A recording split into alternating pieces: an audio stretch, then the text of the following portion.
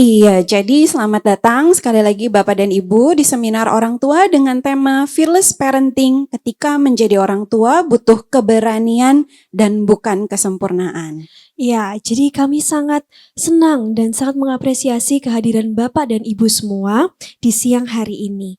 Kami harap semoga acara ini dapat memberikan inspirasi, memberikan penguatan dan juga semangat baru dalam menjalani peran sebagai orang tua di berbagai tantangan yang kita hadapi di masa kini ya.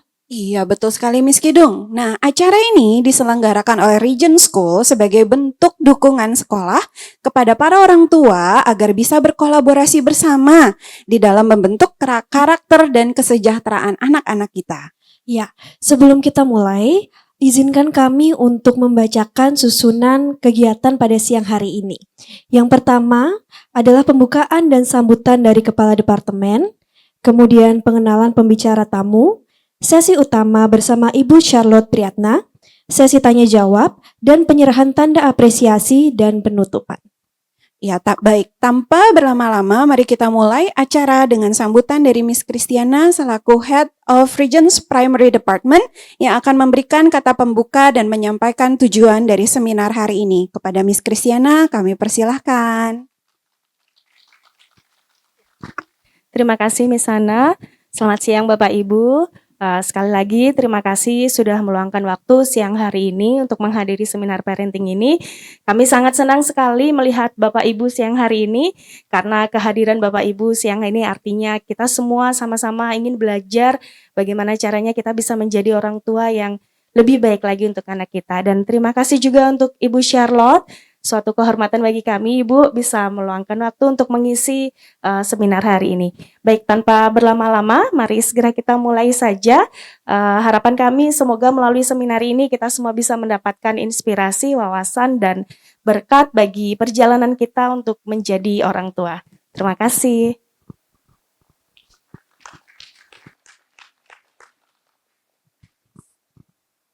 Baik, terima kasih banyak kepada Miss Christiana atas sambutannya yang hangat. Ngomong-ngomong terkait tema seminar hari ini, Miss Ana. Sebenarnya kenapa sih kita mengadakan seminar parenting dengan tema Fearless Parenting? Iya, jadi seminar dengan tema Fearless Parenting ini bertujuan untuk membantu para orang tua agar bisa lebih berani nih di dalam mendampingi anak, bukan hanya mengatur, tetapi dengan memberikan ruang bagi anak untuk belajar dan bertumbuh. Karena menjadi orang tua bukan tentang kesempurnaan, tapi tentang keberanian untuk percaya pada proses, pada anak, dan juga pada diri sendiri. Untuk itu, kami membawa tema ini dengan menghadirkan pembicara yang expert di bidangnya, yaitu Ibu Charlotte Priyatna. Ya, Ibu Charlotte Priyatna adalah seorang pendidik, penulis, dan juga praktisi parenting dengan pengalaman lebih dari 2 dekade di bidang pendidikan karakter dan konseling keluarga. Beliau dikenal atas dedikasinya dalam membangun kolaborasi antar sekolah dan keluarga dalam pembentukan karakter anak. Iya, dan beliau juga adalah pendiri sekaligus direktur Sekolah Atalia Serpong Tangerang yang telah berdiri sejak tahun 1995. Beliau juga aktif dalam berbagai konselor keluarga dan sering menjadi pembicara dalam berbagai seminar parenting dan pendidikan. Ibu Charlotte juga menulis artikel di hikmat.keluarga.org dan juga Kompas, serta menjadi kontributor buku, webinar, dan podcast bertemakan parenting. Dengan pengalaman beliau yang begitu luas, hari ini Ibu Charlotte akan membagikan perspektif yang sangat relevan tentang bagaimana menjadi orang tua yang berani menghadapi ketidaksempurnaan dalam proses mendampingi anak. Tanpa berlama-lama, mari kita sambut dengan hangat Ibu Charlotte Priyatna. Selamat siang Bapak Ibu. Mungkin ada yang harus saya disclaimer ya. Kayaknya tulisan saya di Kompas di mana ya? Kok saya kayaknya nggak pernah ngirim tulisan saya di Kompas ya. Saya nulis 3 buku, Bapak Ibu. Learning to Stop, Learning to Learn, and Learning to Hold. Iya, jadi Learning to Stop, saya tulis di 2020. Saya udah nulis cukup lama, tapi terbitnya 2020. Itu tentang bagaimana berhenti menjadi orang tua. Dan kita memang tidak pernah berhenti secara status, tapi secara fungsi harus berhenti. Ya, Karena kita nggak mau dong anak kita umur 30, umur 40, Pak minta duit. Ma, aku boleh nggak makan coklat? Nah kan kita nggak mau. Ya, kita mau anak kita jadi sahabat dan kita jadi sahabat anak. Learning to learn. Ada 20 karakter yang kami pelajari di sekolah. Dan ternyata karakter itu bukan sesuatu yang sekedar behavior. Bukan itu. Jadi misalnya bagaimana mau jadiin anak baik, gimana mau jadiin anak murah hati, gimana mau jadiin anak punya pengendalian diri, self control, ya. Nah itu bukan dicekokin. Kalau saya bisa punya pil kesabaran, saya akan minum tuh pil sehari 3 kali, karena saya orang tidak sabar, ya. Jadi ternyata ketika saya mau belajar sabar, saya mesti dihadapkan dengan hal-hal yang membuat saya tidak sabar. Agak pusing ya. Untuk membuat saya sabar, saya perlu dihadapkan dengan hal-hal yang membuat saya tidak sabar. Betul? Jadi saya tuh nggak bisa nyetir mobil. Udah ngeles sih, saya nggak bisa. Terakhir nikung gitu. Belok, lalu saya lupa setirnya saya balikin. Jadi itu naik ke trotoar, lalu kemudian ada pohon. Saya bilang sama suami saya, abis ini udah ya selesai ya, selama masih ada taksi, selama masih ada kendaraan lain saya nggak usah nyetir. Lalu saya bilang gini, saya tuh bisa nyetir kalau nggak ada mobil lain. Itu sama dengan orang bilang gini, saya bisa sabar kalau anak saya gitu. Saya bisa sabar kalau situasi lancar. Itu bukan sabar. Nggak butuh sabar. Dan kalau sampai lancar lalu nggak sabar, lebih aneh lagi gitu kan. Gitu ya. Nah jadi hari ini tema yang diambil fearless parenting. Nah saudara saya baru beli buku dengan judul ini. Fearless parenting. Dan buku fearless parenting itu bab 1-nya aja. Itu Barna. Barna itu semacam... di Amerika tuh ada lembaga yang meneliti. Bapak mau foto saya? Iya. Tolong Bapak Ibu jangan direkam supaya kita bebas. Siapa tahu nanti ada yang ngomong-ngomong sangat personal gitu ya. Jadi kita bisa bebas, oke? Nah, jadi di dalam buku itu bab 1-nya udah serem. Karena apa? Dia mengungkapkan hasil dari survei, dari hal-hal yang dilihat di Amerika ini ya, kejadian-kejadian memang betul-betul bikin fear. Orang tua itu jadi takut karena dunia ini sangat menakutkan. Iya. Saudara, lihat penipuan-penipuan yang lewat teknologi yang nanti muka anak saudara bisa tahu-tahu kalau gedenya kayak gini. Lalu atau sekarang yang ditipu lewat suara, jadi suaranya wajahnya gitu. Pokoknya apa nggak tambah serem lah. Penculikan, lalu kemudian itu baru kejahatan gitu ya. Belum lagi sekarang ini kita melihat memang tambah mengerikan, dunia tambah rusak lah kira-kira. Lalu bagaimana kita parenting yang bisa nggak usah takut. Dan sementara orang tua sekarang tambah takut. Betul? Iya nggak? Kamu tuh jangan ikut sama siapa ya. Saya tuh pernah ngeliat di mall, orang tua tuh pakai borgol loh. Sama anaknya, borgol plastik. Saking nggak mau supaya anaknya hilang. Jadi pakai borgol. Aduh, gimana ya. Tapi yang ada kan makin dicegah. Jadi itu pencegahan yang artinya anak itu makin kayak dilindungi, makin nggak kayak hidup di dunia sih. Dia hidup di dalam sangkar. Ya. Jadi ya kesian sekali. Kemarin saya ketemu dengan satu orang tua, anaknya umur 2 tahun, 2,5 tahun, belum bisa ngomong. Sama sekali nggak bisa ngomong. Ini anak dari murid saya, jadi saya tuh udah punya murid yang menikah dan dia masukin lagi anaknya ke sekolah. Lalu saya bilang 2,5 tahun nggak bisa ngomong. Saya bilang apa yang terjadi? Karena anak ini saya lihat normal. Saya bilang coba kamu periksa fisik. Oke Bu semua. Lalu apa yang terjadi? 2,5 tahun nggak ngomong.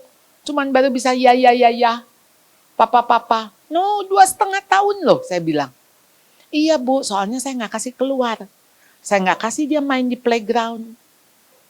Jadi dia nggak bisa nginjek pasir, apalagi rumput. Aduh, habis itu anak kamu diapain? Saya bilang, ya ampun, kasihan banget. Nah, ini dari orang tua yang fear, dari orang tua yang takut. Jadi kita membesarkan anak dengan dengan rasa takut, dengan cemas, ya. Dan ada satu buku judulnya Anxious Generation. Jadi 2010 sampai 2020, ini namanya Jonathan Haidt, orang di Amerika. Dia meneliti kenapa ya kok tingkat bunuh diri meningkat, tingkat depresi meningkat. Lalu dia survei apakah gara-gara kondisi Amerika juga menurun secara ekonomi. Ternyata bukan. Jadi 2010 tuh muncul IG, muncul iPhone 4 yang bisa selfie. Jadi begitu manusia bisa selfie dan manusia sosmed, jadi yang ada manusia itu isolate. Jadi dia makin isolation, and then makin kesepian, and then makin anxious, and then makin banyak yang suicide. Gitu tuh. Jadi urutannya. Serem nggak? Bukunya Anxious Generation. Udah diterjemahin ke Indonesia.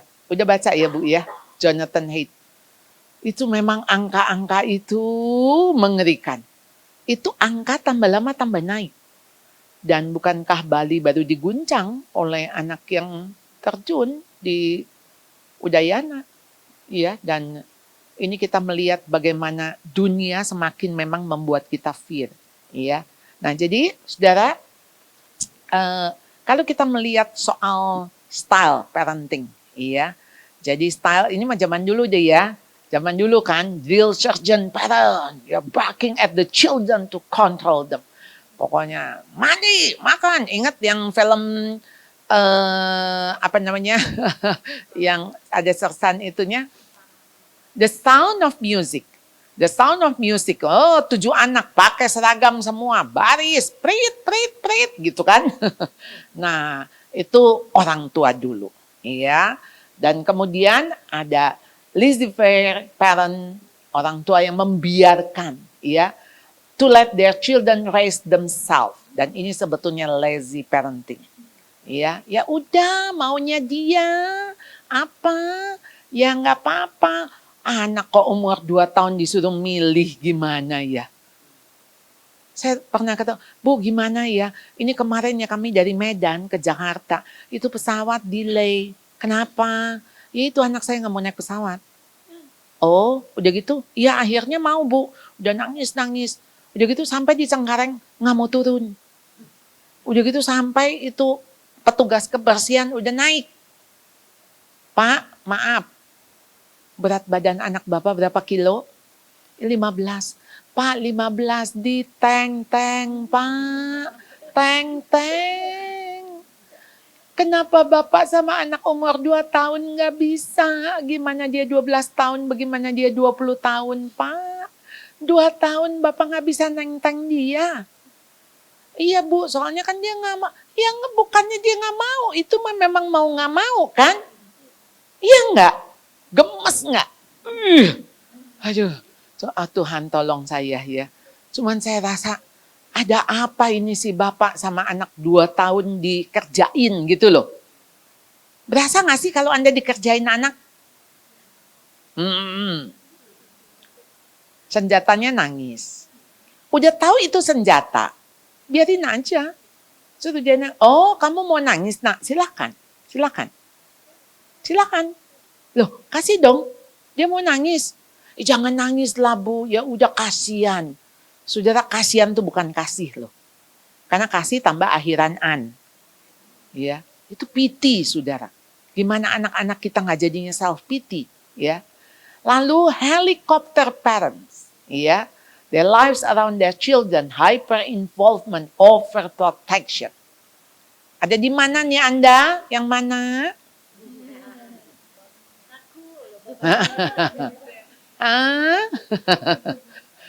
Yang tadi seminar tuh pagi siapa aja sih coba? Oh iya ya, ini yang lain baru ya. Terima kasih ya datang lagi ya, nggak bosan sama saya ya. Iya. Nah, jadi nih, ini nih, tadi kita soalnya ngobrol nih ya, saya 1 jam lebih nih sama Bu Ana Pak Philip. Kita tuh baru sadar, iya ya saya bilang, ini saya mengalami sendiri. Jadi orang tua yang Gen Z. Di sini ada nggak yang orang tua lahir 2000 ke atas? Oh, nggak ada ya? Berarti kita mah semua lahirnya di abad 20 ya? 1900 gitu kan? Jadi angka depannya 1 ya? Nah itu berbeda dengan orang tua yang angka depannya 2. Udah beda abad soalnya. Kan dia mah udah lahirnya di abad 21. Kan? Nah, kita masih yang di 1900 gitu kan. Jadi kita sama mamah kita masih sama nih. Ada di abad yang sama. Tapi ya itu kita menghadapi orang-orang atau anak-anak kita yang ada di generasi abad 21. Udah beda. Dan itu yang disebut strawberry generation. Strawberry. Saya ada di baby boomers, Bapak Ibu. Mungkin saya Madurenda, ya. Dibanting juga nggak apa-apa. Strawberry itu gampang benyek, bonyok, iya kan? Tapi strawberry generation dari mana? Reynald Kasali bilang, dari strawberry parents. Jadi orang tuanya juga strawberry. Ya, strawberry kan cantik, bagus, menarik. Tapi kan, ya itu gampang sekali. Jadi memang saudara, anak sekarang bisa nggak ditekan? Nggak bisa ditekan kayak model kita dulu.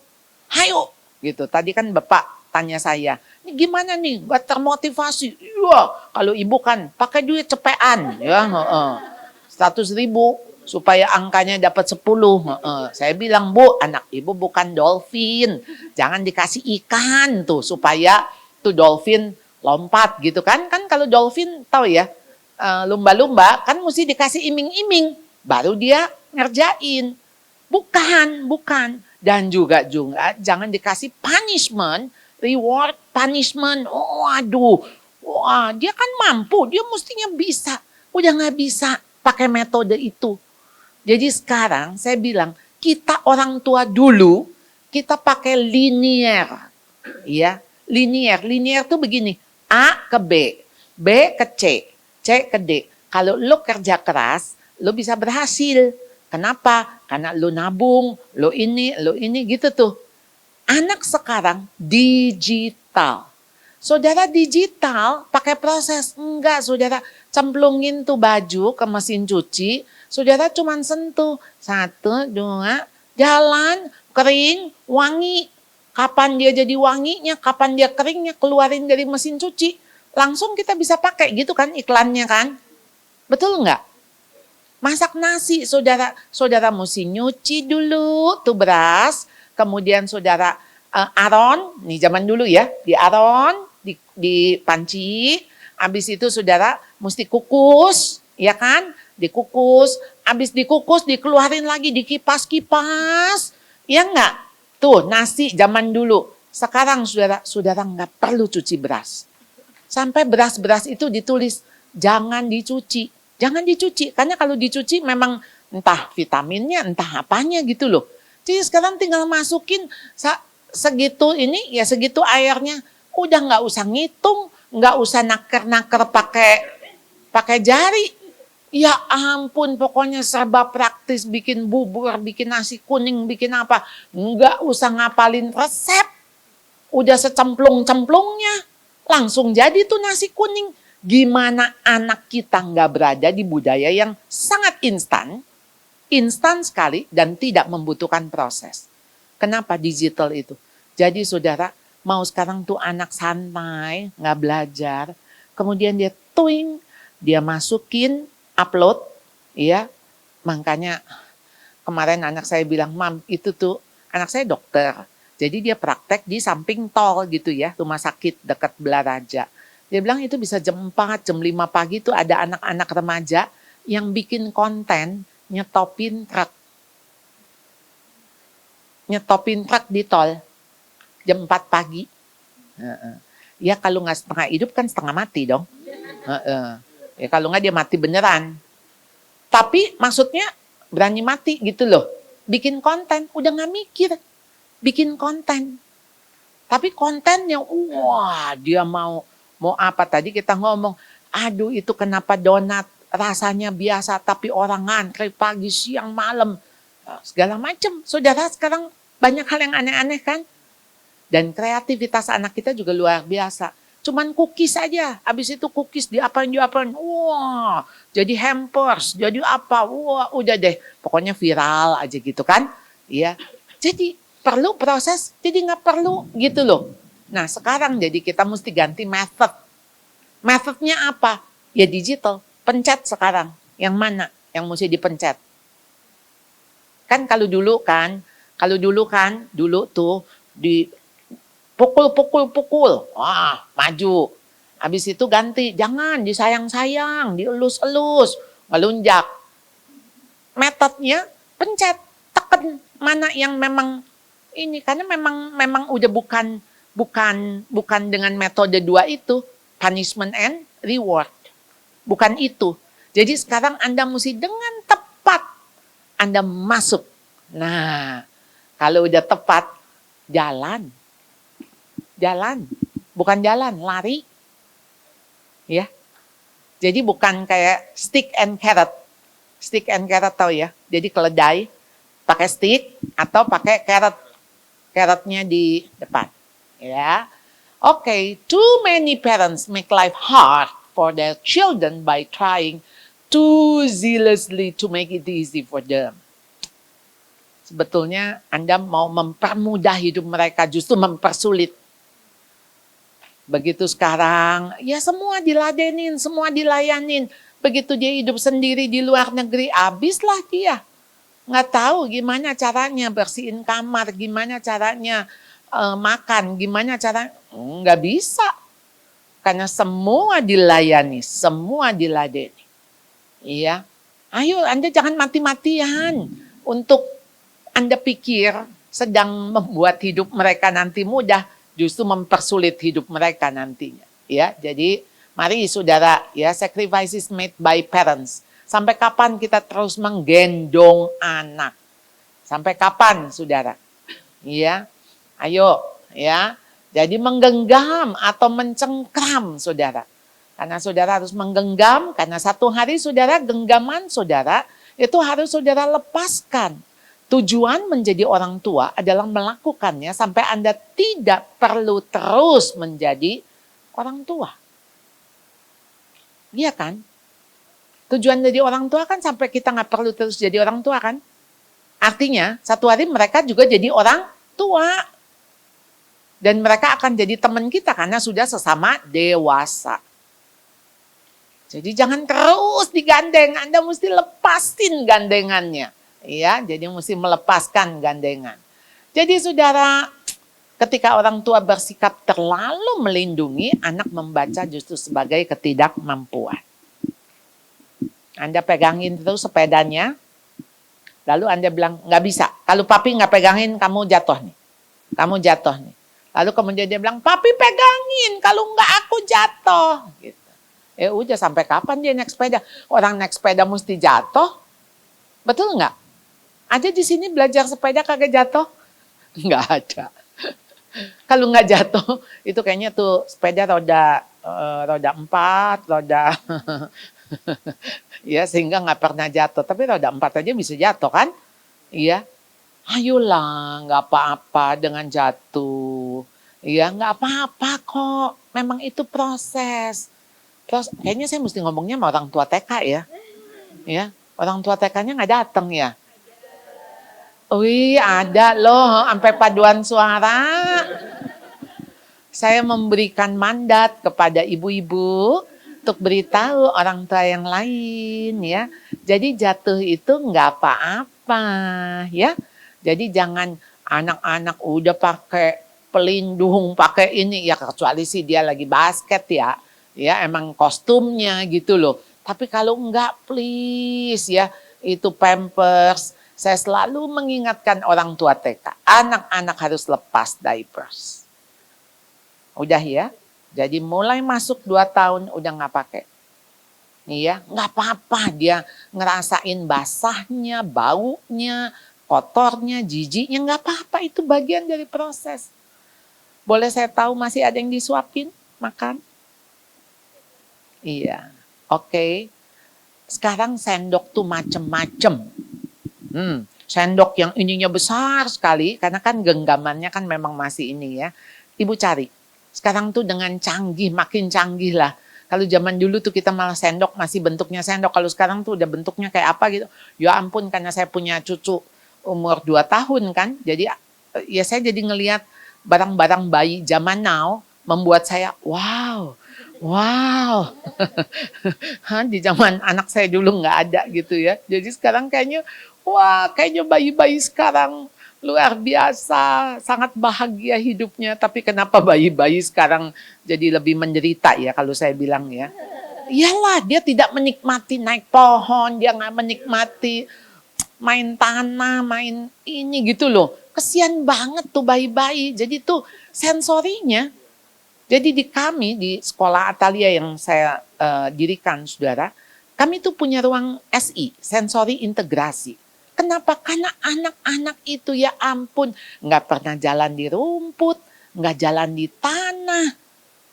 Aduh, dia nggak bisa bedain itu, ya ampun. Jadi ya ibu-ibu ya kalau habis suapin gitu kan, selalu dilap lagi. Kapan dia ngerasa itu ada nasinya di sini, itu berantakan, itu proses.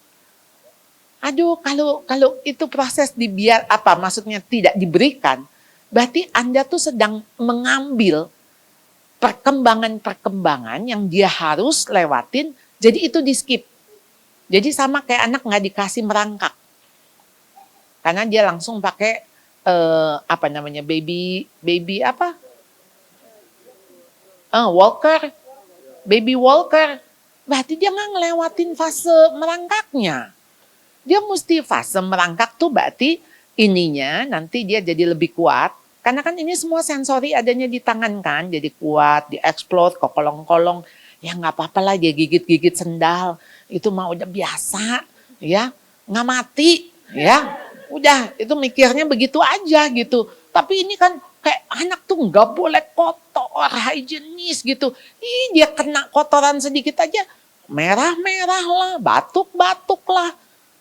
Kita tuh sebetulnya jadi nggak membuat anak kita imun. Justru dengan kita sendiri kayak sangat memprotek, itu justru membuat dia lebih menderita. Ini saya kalau ngomong gini kayak semangat banget ya.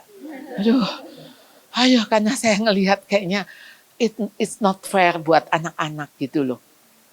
Aduh nggak fair banget. Saya ketemu dengan satu bapak yang dia bilang, Bu, saya 8 tahun menikah, saya baru dapat anak ini pun bayi tabung. Lalu saya bilang, iya, jadi memang ya kalau saya overprotective itu normal. Saya bilang, no. Saya bilang, Bapak nggak sayang sama anak Bapak. Saya bilang, kalau Bapak overprotective, Bapak nggak sayang sama anak Bapak. Saya bilang, kalau Bapak nggak tega, saya bilang, please keluar. Jangan lihat. Saya bilang, saya nggak sedang menyiksa anak Bapak. Tapi saya mendidik anak Bapak. Iya. Anaknya nangis dikit, si bapak bawa keluar, ya kapan sekolahnya? Iya kan? Keluar, saya bilang, tinggalin. Bapak mau percaya? Kalau mau percaya, saya bilang, lihat seminggu. Dia udah bisa sekolah. Please. Ini kalau bapak ada di situ terus, dan bapak nggak tega, saya bilang, Pak, tolong beli ketegaan tuh di pasar. Sehari 3 kali. Tega itu keteguhan hati, bukan soal kejam, bukan. Ya, karena kalau kita nggak bisa tega, Bapak Ibu, saya ngeri sekali anak-anak kita akan lembeknya kayak apa gitu loh. Sangat mudah hancur ya. Jadi justru anak baca ketidakmampuan, orang tua harus dapat membedakan kapan turun tangan, kapan lepas tangan. Kapan harus bantu dia. Kalau anak dalam keadaan bahaya, tentu kita harus bantu. Ya. Atau anak betul-betul minta pertolongan. Jadi kalau dia nggak minta tolong, jangan dibantu. Please orang tua SD. Jangan sini. Mama yang iniin, mama yang bantuin, mama yang cariin. Aduh proses dong. Masih ada yang dibangunin nggak pagi? Kelas berapa? SMP. Kalau SMP dibangunin, SMA dibangunin enggak? Kalau SMA dibangunin, kuliah dibangunin enggak? Hah, gimana tuh? Masih dibangunin, Bu? SMA enggak. SMP iya. Boleh enggak sekali-sekali lepas dong? Yang kecil nggak dibangunin. Nah, apalagi yang kecil nggak dibangunin, yang SMP nggak dibangunin dong. Jadi nanti pulang, Pak, Bu, meeting. Ya, maka harus ada weekly meeting. Ya, apalagi Bapak punya anak 4, bikin meeting. Ya, meeting, kasih tahu, Mama Papa habis ikut parenting. Dan Mama Papa banyak melakukan kesalahan, termasuk membangunkan kalian pagi hari. Jadi itu kesalahan. Bukan menolong. Bukan sedang menolong. Jadi Papa minta maaf. Iya.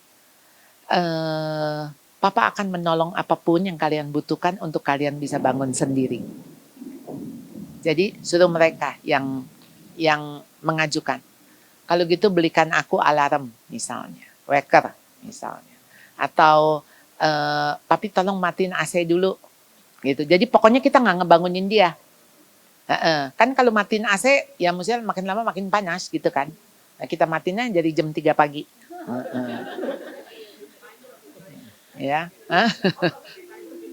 Ya, atau pokoknya apapun untuk menolong dia bisa bangun sendiri. Pokoknya judulnya bangun sendiri. Ya, waktu saya ngelatih anak saya itu udah kelas 6 tuh. Wah, dia bilang gini, Mami please bangunin aku tuh mesti digoyangin badanku. Kalau nggak digoyangin aku nggak bangun. Saya bilang, pokoknya kamu itu mesti bangun. Kamu mau pakai alarm, mau pakai apa, nggak apa-apa. Saya bilang, aduh, setelah kira-kira 2 minggu, kami pas lagi ketemuan, makan atau apa. Mami tahu nggak kenapa aku bisa bangun pagi? Oh iya ya, kamu udah bangun pagi sendiri ya? Saya bilang gitu. Wow, congrats nih. Ya, tahu nggak? Kan aku mesti digoyangin, kata dia. Lalu saya bilang, jadi zaman dulu tuh ya ada handphone yang getar. Jadi kan dia bilang, soalnya kalau handphoneku bunyi, aku bangun, lalu matiin. Lalu aku tidur lagi. Karena aku pikir aku lagi mimpi. Jadi aku mesti getarin, kata dia. Jadi aku getarin dan aku masukin itu ke celana dalam. Supaya nggak jatuh. Karena kan kalau dia taruh di balik t-shirtnya, kaosnya, anak saya laki nih 3 ya. Jadi ya jatuh kan maksudnya. Jadi aku pikir gimana, aku selipin di celana dalam. Jadi dia ngejet, aku jadi bangun. Whatever deh, saya bilang pokoknya bangun kan, saya bilang. Ayo, itu perjuangan ya sama anak-anak ya. Tapi ya sebetulnya mereka punya jalan keluar. Saya waktu itu bilang, ini kamar kamu tuh berantakan. Ya saya bilang, tolong please disapu, dipel. Dia gitu udah, loh kamu tuh ya, kapan katanya mau, udah mam, udah. Loh sapu pelnya masih di sini. Saya bilang, udah gimana? Udah, aku pakai tisu basah. Jadi itu kamar nggak disapu, nggak dipel, tapi dia pakai tisu basah. Coba mami masuk, lihat. Yang penting bersih kan wangi. Oh iya juga sih. Habis berapa tuh tisu basah? Oh. Jadi ya dia punya solusi sendiri. Dan itulah anak-anak kita, generasi yang maksudnya udah out of the box lah. Ya, kalau kita kan mesti disapu, mesti dipel gitu kan. Itu cara kita gitu loh. Untuk membersihkan ruangan. Kalau buat dia, ya nggak usah lah. Kan yang penting bersih dan wangi. Ngapain? Gitu ya. Jadi itu cara mereka berpikir ya. Nah, jadi saudara, orang tua harus kasih anak kesempatan melakukannya sendiri. Mesti ngelewatin proses itu. Iya, jadi jangan cepat dibantuin. Termasuk konflik dengan teman. Saya harus ngomong gini karena soal bullying di mana-mana. Jangan dikit-dikit begitu pulang, ma dia ngebully aku, mana anaknya, mana teman kamu? Nggak usah. Pertama tanya, kamu tahu apa itu bullying? Iya dia menghina aku, gitu. Dia hina kamu apa? Karena menghina itu, apa sekarang? Apa yang disebut dengan menghina sama bercanda, sama godain? Duh, kita dulu juga digodain nama orang tua gitu kan? Dan nggak apa-apa kan? Tapi sekarang begitu digodain ini, kok ada satu anak bilang, aduh Bu, lucu tuh anak kelas 2 apa gitu, kelas 3. Bu, saya dikatain dia ngebully saya, dia ngatain saya gendut. Saya bilang, kamu gendut nggak? Enggak. Ya udah, berarti dia salah lihat. Iya kan? Entah kalau dia bilang, iya Bu, tapi saya gendut. Ya, tapi dia ngatain saya gendut. Ya udah, itu peneguhan, ya. Ya udah, maksudnya kamu mesti belajar terima dan cara untuk menghentikan bullying itu dengan menerima. Jadi misalnya gini, kamu bodoh. Oh iya, memang saya bodoh. Dia pasti stop. Udah nggak ada lagi kan? Kalau kita, enggak, gue nggak bodoh, lu aja yang bodoh. Enggak berhenti tuh. Jadi kita terima aja, lalu kita buang. Emang siapa yang bodoh? Lu aja ngeliat gue bodoh, gue mah nggak bodoh. Itu yang namanya asertif. Jadi ngajarin anak asertif, saudara. Karena kalau enggak, saudara, aduh, Anda akan dikerjain sama anak. Papa ke sekolah tuh. Pak ini, tahu yang kasus pudel? Yang anaknya iya itu kan bercandaan, aduh kamu pudel, rambut kamu kayak pudel. Ya mestinya mah dia balik, iya kamu bulldog gitu kan. Maksudnya ya gitu aja gitu loh. Sederhana banget. Ya, lu herder gitu dong. Itu kan bapaknya datang ke sekolah, cari yang ngomong pudel, lalu yang tuh ngomong pudel disuruh ngegonggong sama bapaknya. Loh, tuh anak disuruh jongkok. Lah, ini apa nggak bapaknya yang ngebully ya? Iya kan? Lebih lagi wong itu cuman bercanda. Habis itu bapaknya masuk penjara. Udah habis masuk penjara anaknya. Aduh, saya sedih banget. Anaknya sampai bilang, "Papa maafin aku, mestinya aku nggak ngomong ke papa." Yang sakit papahnya sih. Ya enggak. Tolong please Anda jangan menanggung sakit hati anak. Kalau anak sakit hati, suruh dia belajar menghadapi, mengampuni temannya, rekonsiliasi gitu loh. Itu kan di dunia mak, bully-membuli mak. Oh ya harus dilihat sebagai sesuatu yang justru bukan Anda seperti, wah kurang ajar dia. Nyakitin anak saya. Dia menghina anak saya, dia menghina saya. Ayo, itulah orang tua strawberry, kata Pak Renald Kasali ya. Jadi beri kesempatan anak untuk membuat pilihan dan keputusan. Keputusan mulai, artinya kamu mau bangun pagi, kamu mau terlambat atau nggak terlambat. Kamu terlambat, oke, tapi tetap anterin kamu ke sekolah, lalu kamu yang tanggung konsekuensinya. Karena semua ada pilihan dan ada konsekuensi. Ya, jadi nggak apa-apa kan, nggak usah bapak yang ngebut kan. Oh, ini nih gara-gara kamu nih, papa jadi telat dia. Loh, nggak usah, justru tambah santai pak. Tambah santai. Pak cepetan, aku udah telat. Mengapa harus buru-buru? Paling bikin jengkel anak ya. Sorry, jadi nggak usah. Maksudnya anak yang telat bangun biasa kan orang tua yang ini udah gitu, udah tasnya ditaruh ke mobil. Sepatunya, udah susunya, udah semua pokoknya. Kenapa jadi yang sibuk orang tuanya? Udah biarin tuh anak ngelewatin bagian yang memang harus dia lewati gitu ya.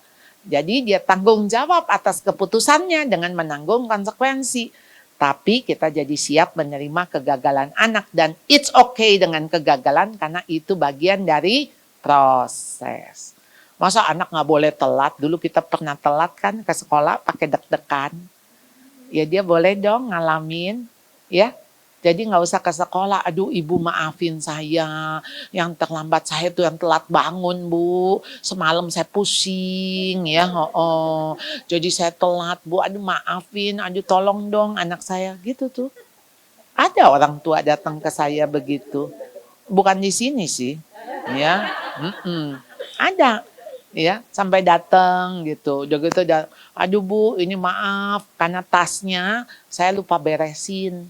Tas buku kelas 3 SD. Jadi ini bukunya, ini maksudnya bukunya yang hari ini. Jadi tuh anak bawa buku yang kemarin. Gitu. Saya bilang nggak apa-apa Bu, kan di sekolah tuh ada buku serba-serbi. Ya paling konsekuensinya kan dia nyalin lagi kan. Jadi nggak apa-apa saya bilang. Ya tapi kesian kan Bu, tolong Bu saya lupa beresin bukunya. Ya mestinya saya Bu maafin dong. Udah dimaafin, saya bilang maaf, maaf. Tapi ini kan maksudnya anaknya nggak diapa-apain. Ya tinggal nulis buku itu kan. Dia harus ngalamin gitu loh. Lalu si ibu nih ngomongnya gini nih ke saya. Ini katanya sekolah nggak ada kasih. Katanya kasih. Si ibu mah membaca kasih tuh kasihan, saya bilang. Justru kasih harus ada disiplin. Saya kalau nggak mau mengasihi anak ini, saya biarinin aja. Mau bawa boleh, nggak bawa boleh, mau masuk boleh, mau telat boleh. Emangnya saya itu justru mengasihi anak, justru saya salah. Bagaimana ibu cari sekolah yang nggak ada disiplin? Justru ibu mesti komplain kalau saya tidak mendisiplin anak. Saya bilang, ini malah ibu minta saya untuk ini. Saya bilang, tolong ya Bu, ini mah saya bercanda aja ya Bu. Saya bilang, nih ya, iya Bu, tolong anak saya jangan disetrap, katanya telat tuh yang tadi itu, jangan disetrap. Oh baik, saya bilang anak ibu masuk kelas, ibu yang saya setrap ya. Berdiri di depan, tolong baca buku saya, bab disiplin. Ibu baca ya. Jadi saya bilang bercanda aja nih Bu. No, konsekuensi itu mesti ditanggung, mesti dipikul, telat bayar listrik. Kita juga ada denda gitu kan, maksudnya itu tuh bagian nanti dalam hidup tuh kayak gitu, telat ke ke airport, telat ini kan kita memang harus ada konsekuensi. Gimana konsekuensi nggak diajarin dari sekarang? Iya dong, kan Anda nggak bisa telat. Emang mau suruh pilotnya Pak tunggu bentar aja nih, bentar 5 menit lagi Pak ya, tolong ya jangan diterbangin pesawatnya. Ya nggak bisa kan, gitu ya. Nah, anak yang dapat bertanggung jawab memiliki harga diri yang positif. Justru kepercayaan diri yang tinggi karena mereka dapat dipercaya dan diandalkan. Saudara, penting sekali ya anak-anak itu, 1, dapat dipercaya, 2, dapat diandalkan, yang 3, dapat dibanggakan. Saya dapat ini dari mana? Kami kan punya sekolah gratis. Waktu saya lagi berpikir ini gimana nih kelas 12 anak-anak sekolah gratis, sekolah dari mereka yang nggak mampu kan. Aduh, mereka nggak bisa kuliah, tapi mereka harus siap kerja. Jadi akhirnya saya ketemu dengan Pak Antonius Tanan. Dia tuh orang keduanya Ciputra lah, yang entrepreneur gitu. Jadi dia bilang, oke, kita akan latih anak-anak untuk bekerja. Jadi saya masukin tuh ke dapur, saya masukin dia keterampilan beresin AC, ya pokoknya yang dia siap kerja. Jadi dia punya 3 moto itu. Jadi saya harus bisa dipercaya. Karena kalau saya bersihin AC rumah orang, masuk ke kamarnya, saya mesti bisa dipercaya dong. Di situ ada Rolex ngegeletak, di situ ada dolar numpuk. Ya saya mesti bisa dipercaya. 2, dapat diandalkan. Saya nyuci AC-nya bersih, wangi, ya kan? Maksudnya saya bisa beresin tuntas. Yang 3, saya harus bisa dibanggakan. Yang artinya, saya udah nyuci AC, bisa nggak direkomendasiin ke orang lain? Iya dong. Kalau udah bisa begitu, itu mah udah nggak hidupnya cuma nyuci AC. Nanti dia punya mempekerjakan orang-orang, nanti dia punya ini, malah dia bisa melakukan segala hal yang, ya awalnya dia yang ngerjain nyuci AC. Anda paham? Jadi nggak usah takut anak nggak berhasil. 3, bisa nggak dipercaya? Berarti soal integritas.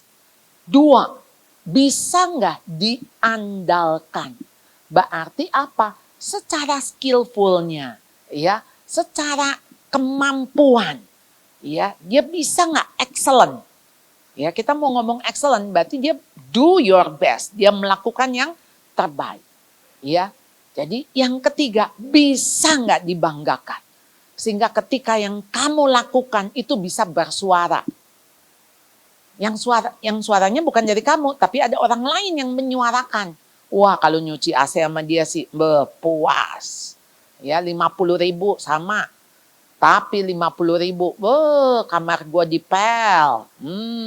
Ya, udah langganan, bisa dipercaya. Wah, kalau rusak dikit dia yang benerin, nggak usah dibayar.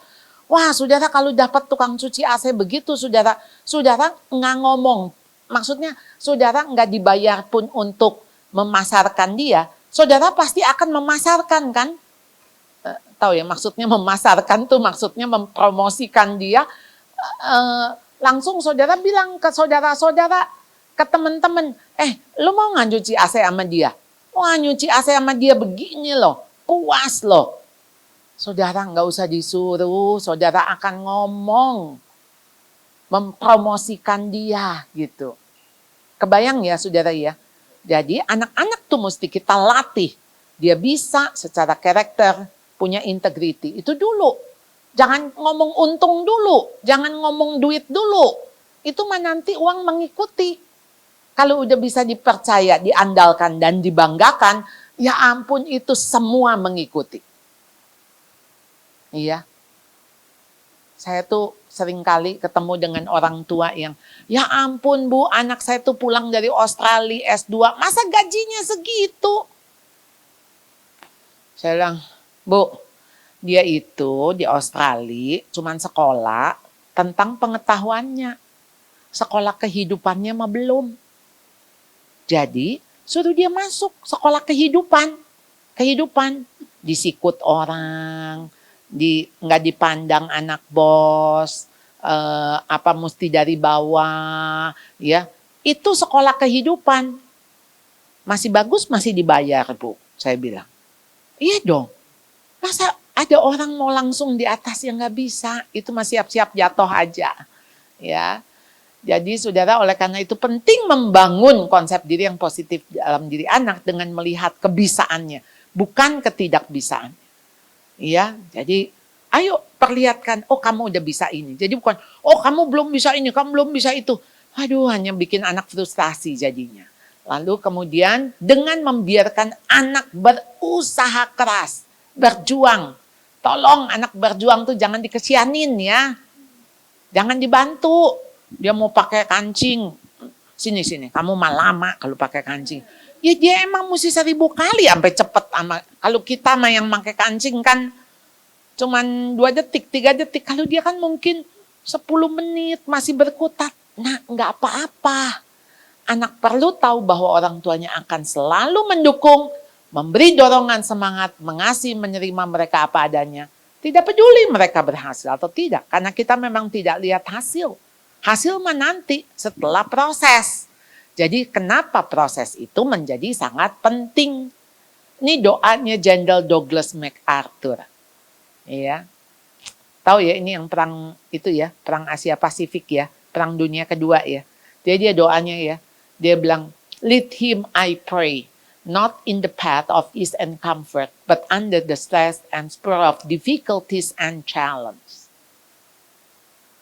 Jadi buat dia kan kalau kita doakan gini, Tuhan beri dia kelancaran ya, keamanan ya. Enggak, justru jangan lancar, jangan aman, jangan nyaman. Justru dia minta kesulitan. Lalu kita bilang, ya ampun tuh gila tuh orang tua. Hah? Minta kesulitan, minta tantangan. Karena apa dia bilang? Supaya let him learn to stand up in the storm. Let him learn compassion for those who fail. Supaya dia tahu, no security in this earth. There is only opportunity. Then I, his father, will dare to whisper, I have not lived in vain. Iya. Jadi ini doa Bapak yang saya pikir ya, pasti dia menulis ini bukan dengan doa yang Tuhan kasih aja kesulitan, kasih aja, bukan. Pasti waktu dia ngomong Tuhan kasih dia kesulitan, itu pasti mencucurkan air mata. Karena dia harus menyaksikan mungkin anaknya berjuang menghadapi kesulitan itu. Tapi dia tahu memang kesulitan itu memang harus dilalui untuk membuat anak ini bisa kuat. Ya. Jadi saudara, proses itu boleh nggak saudara berikan? Saudara, ini psikososial, tapi ini saya akan ngomong kayaknya terlalu lama ya. Anak saudara kan ada di ini ya, di usia mana nih? 3-5 tahun ya. Initiative versus guilt dan industry versus inferiority. Saudara, kalau ada di sebelah kiri saudara, trust, otonomi, inisiatif, industri, itu yang saya jelasin tadi di sesi pertama ya, saya jelasin ya. Jadi saudara, trust versus mistrust. Iya, jadi yang dibangun trust, jangan mistrust. Jadi saudara, kalau boleh anak 1,5 tahun itu jangan kasih ke daycare, jangan kasih, itu orang bisa gonta-ganti karena dia perlu punya trust, perlu punya secure. Apakah orang ini bisa saya percaya? Nah, kalau trustnya dibangun, maka umur 1,5 sampai 3 tahun dia bisa otonomi, mandiri tuh. Ketika mandiri, dia bisa bangun, bisa punya keputusan. Saya mau pakai baju ini, saya mau ngaduk susu, ya. Oh, jadi punya confidence. Lalu kemudian masuk ke 3-5 tahun, masuk inisiatif. Ketika inisiatif dia melakukan sesuatu, Anda mesti memberikan peneguhan. Karena kalau enggak jadi guilt yang berkembang. Nah, untuk apa? Industri, saudara, waktu usia SD perlu sekali pengakuan. Ayo kamu bisa nak. Kamu pasti bisa. Tapi aku nggak bisa, coba lagi nak. Jadi jangan yang kita ngomong, kamu mana bisa. Ya. Nah, industri kalau itu nggak berkembang jadinya inferior. Kalau saudara tahu begitu inferior yang berkembang, maka ujungnya lagi apa? Confuse.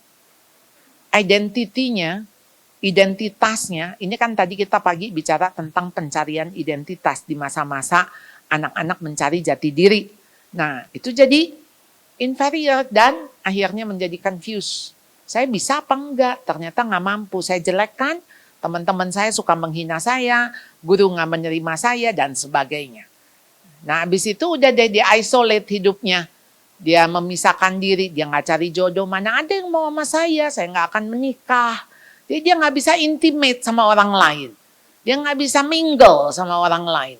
Kalau udah kayak gitu, stuck lah hidupnya. Stagnation. Kalau udah stagnation, makin ketua, despair. Saudara, itu lihat yang sebelah kanan sama lihat yang sebelah kiri, saudara ya. Tapi saya nggak bahas teori Erik Erikson dulu, ya, karena kita mau fokus di soal parentingnya. Jadi saudara, ini perkembangan sosial, ini bagaimana menjadi strong identity waktu di remaja. Jadi kalau saudara lihat ya, kalau trust, secure attachment, karena ini usia-usia attachment di 0-1,5 tahun, and then kesempatan, otonomi, kasih dia kesempatan banyak, inisiatif kasih dukungan, ya, waktu industri kasih validasi, tadi pengakuan, waktu identity acceptance. Ya, tadi berulang kali saya tekankan acceptance, penerimaan. Even dia melakukan kesalahan. Kesalahannya tetap kesalahan, tapi Anda terima orangnya kan? Boleh nggak sih? Emang Anda nggak menerima kesalahannya, tapi kan yang Anda terima orangnya. Nggak apa-apa, salah juga, kamu tetap anak mami, gitu dong. Jadi jangan, kalau kamu jelek, kamu bukan anak mami. Kalau kamu nakal, kamu bukan anak mami. Loh, identitinya kan kamu tetap anak mami. Mau dia jelek, ya dia bisa bayangin kalau kita bisa ngomong gitu. Aku juga nggak mau, mami, aku mau ganti mami yang lain. Mami yang nggak marah-marah. Ya, mami yang lembut. Kayaknya sih kalau kita bisa milih anak, anak juga bisa milih kita dong. Ya. Nah, jadi saudara, ini yang school age psychological. Jadi major questionnya, how can I be good or bad? Ya. Jadi industry versus inferiority ya. Jadi ini kan di sekolah ya. Jadi untuk good or bad itu perlu banget penekanan begitu ya, validasi itu kepada anak-anak ya. If you want children to keep their feet on the ground, put some responsibility on their shoulders. Ayo dong, tanggung jawab. Tanggung jawab apa yang sederhana? Di rumah, bangun tidur, beresin ranjang, sikat gigi, cuci piring, boleh nggak? Boleh. Dan itu yang bikin mereka confidence dengan diri sendiri. Dan ada penelitiannya loh, ada eksperimen anak-anak yang ternyata mengerjakan urusan rumah tangga ternyata lebih confidence di usia dia dewasa. Jadi yang udah terbiasa taruh baju, nyuci ini, dan artinya kamu dipercaya soalnya kan. Dipercaya kamu bisa melakukan itu. Ya, jadi ayo nggak apa-apa. Ya tentu kan bukannya, ya kalau suruh nyetrika kan bukan buat nyetrika supaya rapi. Ayo, belum rapi, enggak. Dia mah cuman lagi buat gini aja. Oh iya udah. Nanti dia pergi kita setrika lagi gitu kan. Kan emang mesti latihan setrikanya nggak apa-apa. Ya. Misalnya nyuci piring ternyata nggak bersih. Nggak harus bersih lagi. Masih licin. Nggak usah. Orang itu mah bukan lagi untuk hasilnya. Tapi untuk dia paling nggak bisa nyabunin. Aduh udah bagus. Walaupun masih sabunnya kebanyakan. Ya, jadi busanya masih banyak gitu. Nggak apa-apa. Proses itu loh, prosesnya, ya. Nah, jadi saudara ini ada cerita butterfly's lesson, ya. Suatu hari seorang anak duduk memperhatikan celah kecil pada sebuah kepompong. Calon kupu-kupu tersebut terlihat berjuang keras selama berjam-jam untuk mendorong tubuhnya keluar melalui lubang kecil tersebut. Maka anak itu memutuskan untuk membantu kupu-kupu itu. Ya, kok kayaknya nih kupu-kupu mau keluar dari kepompong kok kayaknya berusaha sangat keras sekali. Jadi ambil sebuah gunting, membuka kepompong itu, kemudian kupu-kupu itu keluar dengan sangat mudahnya. Ya, tapi apa yang terjadi? Kupu itu tidak memiliki tubuh yang sempurna. Tubuhnya kecil, sayapnya tidak berkembang. Anak itu tetap memperhatikan, berharap, tapi nggak lama lagi sayap tersebut terbuka, membesar, berkembang menjadi kuat untuk dapat mendukung badan kupu-kupu itu sendiri. Tapi semua yang diharapkan tidak terjadi. Ya, kenyataannya kupu-kupu tersebut merayap, tubuhnya lemah, sayapnya terlipat, dan kupu-kupu itu tidak pernah bisa terbang. Saudara ngerti? Bantuan saudara itu bukan menolong, menghancurkan.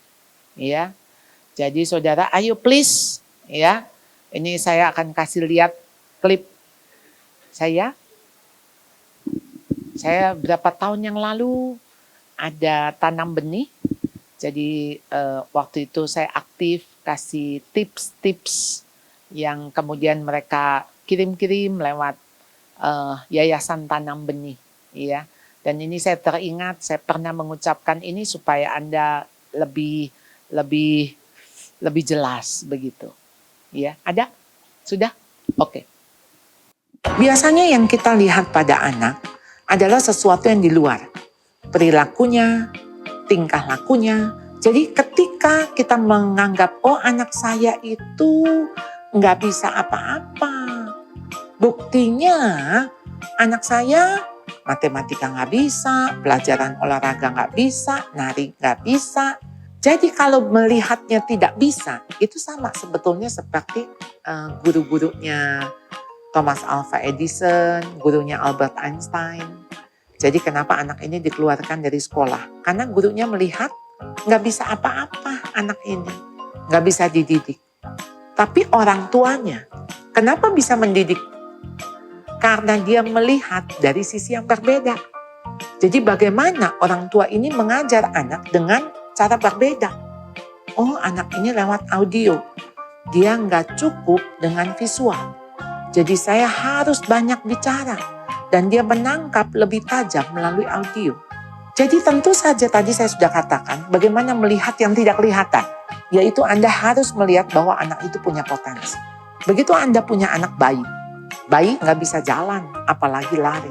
Tapi Anda mau melihat nggak potensi bahwa dia bisa jalan dan dia bisa berlari? Dari mana Anda melihatnya? Anda melihat satu di depan, satu visi, bahwa dia bisa lari. Jadi waktu bayi itu nggak mampu, dia hanya berbaring, pasti diberikan stimulus. Jadi ketika dia prosesnya mulai dari berbaring, kemudian sampai dia bisa berguling, dia bisa duduk, dia bisa berdiri, dia bisa berjalan, bisa berlari.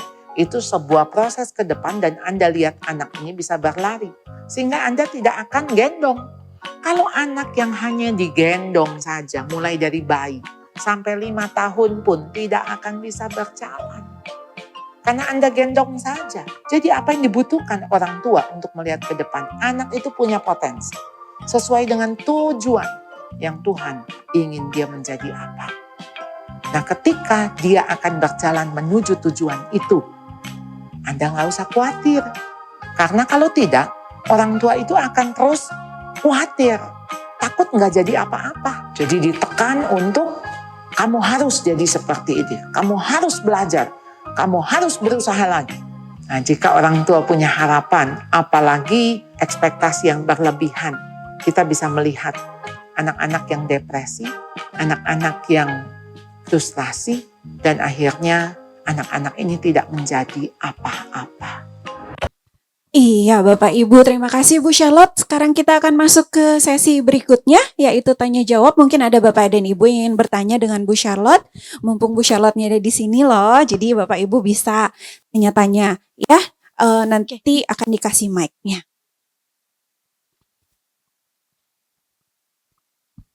Halo, selamat siang Ibu. Saya Mama Freya dari Kewan. Ya. Yang ingin saya tanyakan mengenai bullying yang banyak terjadi sekarang. Mungkin Ibu sudah melihat yang ada kasus viral yang anaknya artis. Jadi dia punya anak cowok. Anak itu di tengah lapangan dipelorotin celananya di depan banyak orang. Nah anaknya itu dia bertanya sama mamahnya, "Mah, aku boleh bales nggak?" Akhirnya mama bilang, "Selama bukan kamu yang mulai, bales. Karena itu adalah bentuk proteksi kamu. Supaya kamu tidak menjadi korban bulian secara terus-menerus." Akhirnya besoknya anaknya bales. Didodorin celana anak yang mendodorin dia. Akhirnya missnya telepon mamahnya. "Oh, Mam, apa betul mamah yang menyuruh bales?" "Oh iya Miss, karena menurut saya itu proteksi supaya anak saya belajar." Nah sejauh mana kita sebagai orang tua, oh boleh nih kamu balas sebagai bentuk proteksi terhadap misalnya dia dipukul gitu kan. Karena kan kadang anak itu agak tipis ya Miss ya, garis dia ngejek bercanda sama bully yang memukul dan mempermalukan itu gitu sih. Terima kasih. Iya. Oke, nggak usah kali Pak, ketinggian nggak? Oke, ya makasih. Baik, makasih Pak. Ya. Oke, itu ya, saya langsung jawab. Ya, boleh Ibu. Saudara, kita tuh nggak ngajarin anak balas. Karena waktu kita ngajarin balas, si anak yang kita balas juga diajarin orang tuanya balas. Jadilah balas membalas. Jadilah nggak ada selesainya. Bullying diselesaikan dengan apa? Dengan pengampunan. Dah. Lalu sekarang bagaimana kita ngajarin anak kita? Iya dong? Oke. Sekarang anakmu dipelorotin. Lalu sekarang dia bilang, "Mami tadi aku dipelorotin celanaku." Anda tinggal bilang, "Kenapa dia pelorotin?" "Iya soalnya dia ngejek." "Oke, kamu biarkan diri kamu diejek?" "Jangan dong. Jangan. Kamu punya pilihan, kamu lari. Wong celana kamu naikin lagi." Gitu loh. Maksudnya kamu punya pilihan untuk kamu nggak dibully. Oke, artinya apa? Begitu dia terus-menerus menekan, karena bullying itu adalah tindakan menekan yang dilakukan terus-menerus kepada seseorang atau sekelompok oleh orang yang merasa dirinya sebetulnya dia juga inferior, tapi dia mau berkuasa. Lalu ketika dia melakukan itu hanya demi kesenangan orang itu dan ada motif jahat di dalamnya. Jadi memang kita tidak mengizinkan orang itu bully. Tapi bukan dengan cara, terima kasih Pak, bukan dengan cara artinya ngebales itu menyelesaikan bullying. Enggak. Karena dia berasa juga dia dibully kan. Begitu dibalas maksudnya dipelorotin lagi kan, yang itu kan juga bilang, "Ya saya juga dibully sama dia." Lalu bully membuli, nggak selesai. Nggak selesai Bu. Iya. Dan yang ada ketika sekarang yang, wah ya mending kayak pukul-pukulan gitu. Yang satu kan saya dipukul begini, tapi yang satu ngebalasnya kan mungkin badannya lebih gede, lebih apa. Iya, abis itu tuh anak kenapa-napa. Ya tetap yang ngebalas ini kejadian gitu ya. Lalu kemudian Iya, tapi kan yang pertama bukan dia. Bukan soal yang pertama.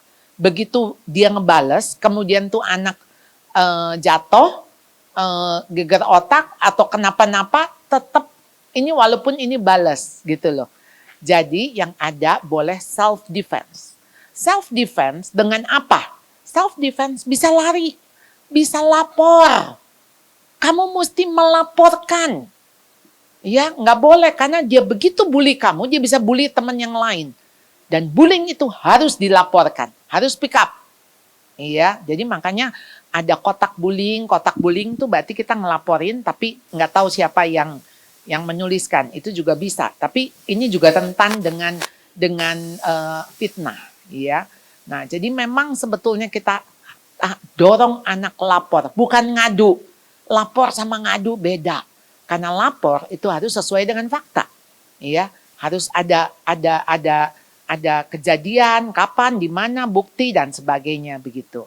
Nah, jadi Ibu, kita tidak mengajar anak membalas.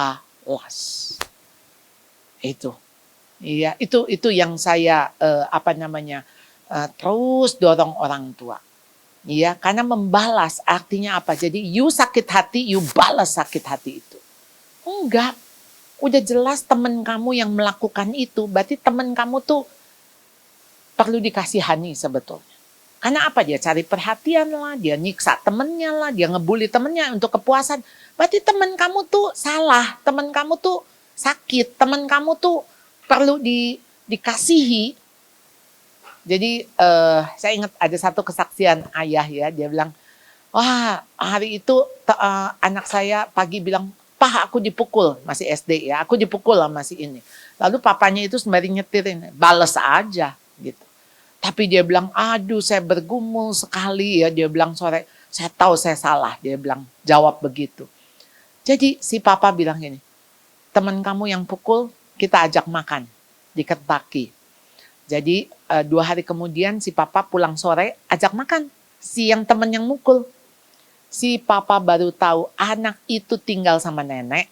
Jadi mamahnya pergi sama pria lain, papahnya pergi sama wanita lain, dan si anak ini tinggal sama neneknya. Atau gimana enggak troublemaker. Iya kan? Jadi si papa itu, wah dia baru timbul belas kasihan, compassion ngelihat si temennya yang ngebully nih. Dan begitu teman itu dikasihi, oh mereka jadi sahabat sohib. Anda ngerti nggak? Pesan moral di baliknya. Jadi gini, anak yang ngebully udah pasti tangki kasihnya kosong. Makanya dia ngebully. Kalau tangki kasihnya penuh sama dia lovable, nggak mungkin anak lovable tuh mau ngebully. Wong dia penuh kok tangkinya, tangki kasih. Ya, dalam buku saya Learning to Stop saya jelasin tentang tangki kasih. Jadi kalau anak Anda ya, ini ngomong sibling aja, punya 3 anak nih, ada yang error lah, ada yang bukan error tuh, troublemaker, yang maksudnya, aduh tiap kita pulang ada aja lah, adeknya lah dicubit, dia lah numpahin ini, pokoknya gitu ya. Nah jadi Anda mesti ngelihat tangki kasihnya bocor. Karena kalau anak itu penuh, fulfill, itu behave. Anak itu behave karena dia nggak akan itu kan ada lack ya. Kalau dia bocor kan berarti ada lack of love, lack of attention. Nah waktu dia mau memenuhi lack-nya itu, dia akan cari itu, cari love, cari perhatian. Tapi kan nyarinya lewat cara yang negatif. Nah begitu dia caranya negatif, kita kan tambah kesel kan. Pulang mau sama mama, pipi sama mama, makan sama mama, bobo sama mama. Apalagi si Mbak ngomong, aduh tadi mah Bu, baik banget, manis banget. Jadi kita bingung siapa yang monster nih ya. Wah, Anda akan marahin, nah tangkinya tambah bocor. Tangkinya tambah bocor, lalu si anak bilang, bener kan mama gak sayang aku? Jadi anak yang makin gak disayang, dia akan makin merasa, akan melakukan hal yang membuat dia makin gak disayang. Sorry. Anak yang berasa nggak disayang, dia melakukan cara sebetulnya untuk disayang. Tapi karena caranya salah, dia akan lebih dimarahin dan itu membuat dia tambah nggak disayang. Dan itu makin meneguhkan. Siklusnya jadi begitu tuh. Gitu ya Bu ya? Oke. Jadi sekarang kalau ada anak yang ngebully, ajak makan ya. Enggak, sebetulnya didekati. Mengapa? Dan jadi bukannya didekati untuk gini, kamu jangan macem-macem ya sama anak tante. Ya. Kamu berhadapan. Ya. Iya, maksudnya Anda menampilkan supaya dia takut sama Anda. Ya jangan, justru dia mengasihi Anda dan akhirnya mengasihi anak kita gitu kan. Iya enggak? Sama guru juga begitu. Ini maaf ya, ini saya anggap aja nggak ada gurunya. Jadi kita tuh jangan nyerang guru, justru kita mesti sayang sama tuh guru. Karena supaya si guru sayang anak kita gitu kan.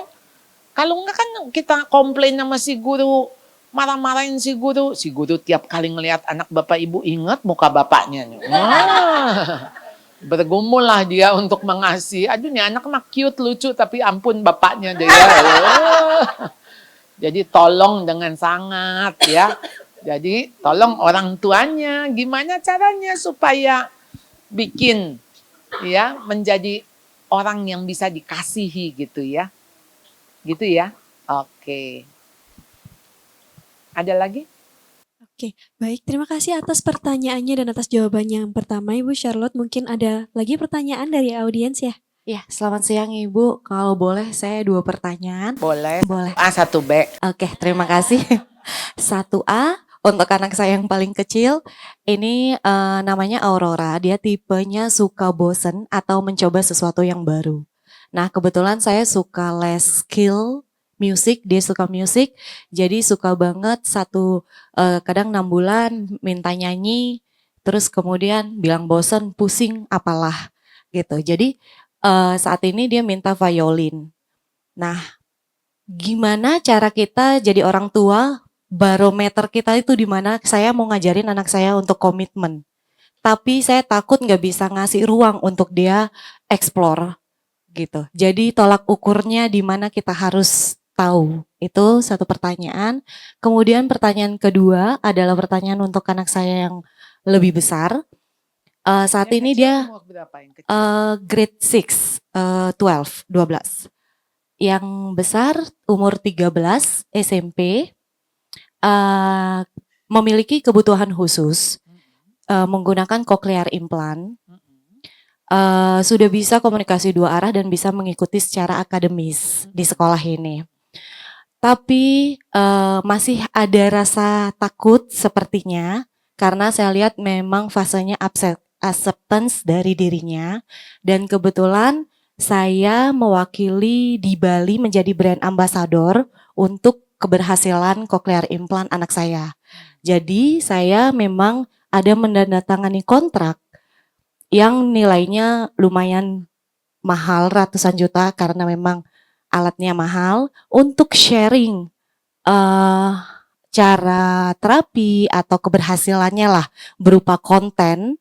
Jadi itu salah satu saat ini anak saya suka komplain gitu. Jadi dia bilang jangan terlalu banyak konten karena my friends follow you, so I don't want my friend know my condition gitu. Jadi saya bagaimana cara orang tua meyakinkan bahwa itu bukan salah satu ketakutan, tapi adalah kelebihan. Itu yang takutnya saya. Bagaimana cara saya biar nggak terlalu keras, tapi memberikan pengertian supaya dia paham kekurangan dia bukan sesuatu untuk ditakuti gitu.